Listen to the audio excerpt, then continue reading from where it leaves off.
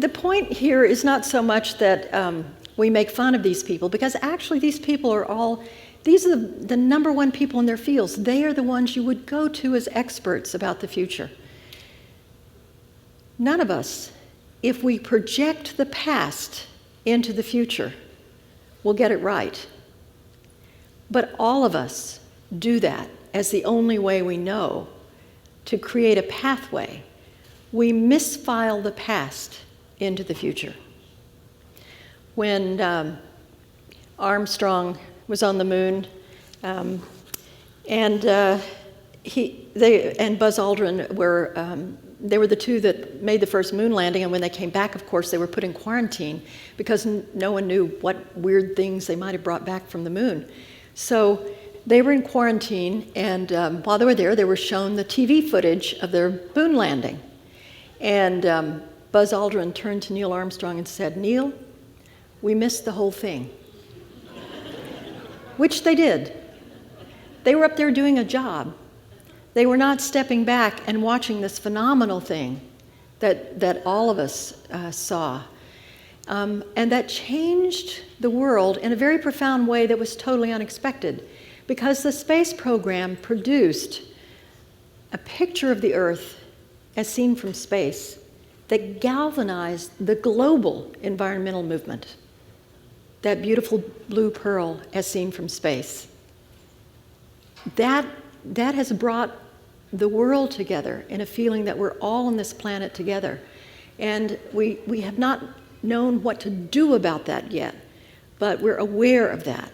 My favorite little object in the LBJ Library and Museum in the archives was a thank you note to President Johnson in French from Ho Chi Minh.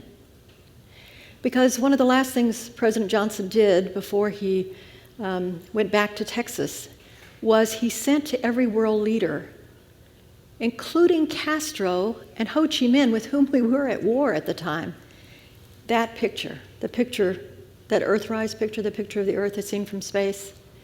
And through roundabout means, through the French embassy and around, Ho Chi Minh wrote a thank you note. There's something larger than these divisions at every level that we look. And the story we tell about who we are as human beings will be crucial in the years to come. Each of our lives is a collection of facts. We can't do too much about the facts. I was born in Waco, Texas. I will always have been born in Waco, Texas. It's not, when you think about your life, it's not just the facts that make a difference. It's the story you tell about the facts. It's the narrative. And while you may not have total control of the facts, few of us do, we do have control over the narrative. We do have control over the narrative. When I do workshops, I often divide groups into partners, and I ask each partner to tell the story of their life to each other, first as a victim story, then as a hero story, and then, and you can go on ad infinitum with these plots, then a story as if there were a purpose to life, and that purpose were to learn. As if there were a purpose to life, whether you believe it or not. You can tell your story as if there were a purpose. And each of those plots, like a magnet, picks up the filings, the iron filings that belong to it. If you are telling a victim story, you will notice the victim things in your environment. If you're telling some other kind of story, a story of a purpose that is different, say a purpose to learn, you will notice other things. So the narrative that you're telling is extremely important. I was working with a bank vice president, team of us, and he had been given the responsibility, but not the authority, a position I'm sure many of you have found yourselves in from time to time. Do this, but you don't have the authority to do it, but to make it happen, but you have the responsibility to do it, to make a major change in the bank, a transformation. Everybody was on his side. They were enthusiastic, with the exception of a key vice president. And she was not. She thought the whole thing was ridiculous, and he felt that if he couldn't get her on board, the thing wouldn't work. And so he had many other job offers. He was a very able man, and so he was consulting with us, should he just leave this bank? So we said, well, what if she were on your team? And he said, you don't understand. She doesn't believe in this. She will never be on the team. No, we said, you don't have to persuade her to be on the team. If she were on your team, what role would she be playing? And he thought a minute and said, she could tell us everything that's going wrong. He went to her and he said, Linda, I know you don't believe in this, and I know it'll probably fail because, we really need you on board, but as we're trying to roll this out, would you just tell us what's going wrong? Would you just report to me the things that are going wrong?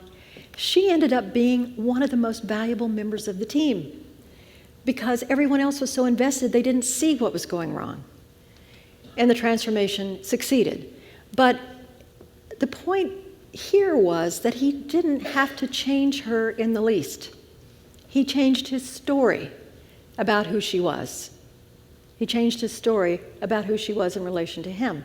So what I'm talking about is not a kind of magical thinking where if you are having money difficulties, you say, I am rich, I am rich, I am rich, because there's this little piece of you that is a very good piece. It evolved when we had tigers out in the brush, and if we said there are no tigers, there are no tigers, and there are, it would not be a good thing.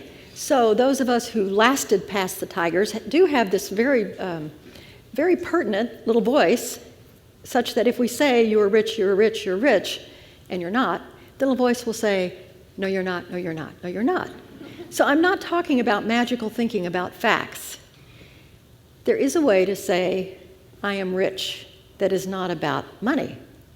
And then a different set of things will come into your view. So there is great importance to the story that you're telling about yourself, about other people, about our country, about other nations, about whatever challenges are up.